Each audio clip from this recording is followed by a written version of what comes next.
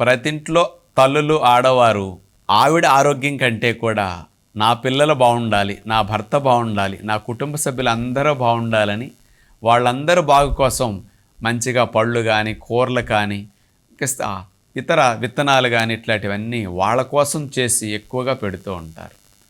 అందరూ తింటే డబ్బులు అవుతాయని ఈవిడ మాత్రం ఖర్చు అని ఆలోచించి పళ్ళు జ్యూసులు విత్తనాలు ఇలాంటి వాటిని ఈవిడ తినకుండా శ్రద్ధ చేస్తూ ఉంటారు. కుటుంబంలో ఒక స్త్రీ మూలపడితే ఫ్యామిలీ అంతా మూలపడినట్లే.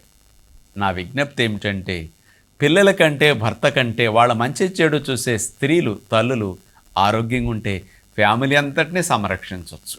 కాబట్టి కుటుంబ ఆరోగ్యం అంతా స్త్రీ చేతిలో ఉంది. కాబట్టి అలాంటి స్త్రీలు డబ్బులని ఆరోగ్యకరమైన ఆహారం గురించి ఆలోచించకుండా వెనకాడకుండా కాస్త పండ్లు, విత్తనాలు, జ్యూసులు, ఆకుకూరలు, పప్పులు ఇట్లాంటి వాటికి కాస్త ఎక్కువ ప్రాముఖ్యత ఇచ్చి మీరు కొని తింటే మీరు బాగుంటే అందరూ బాగున్నట్టుగా భావించి మీరు అట్లా శ్రద్ధ పెట్టాలని అందరి స్త్రీలకి విజ్ఞప్తి.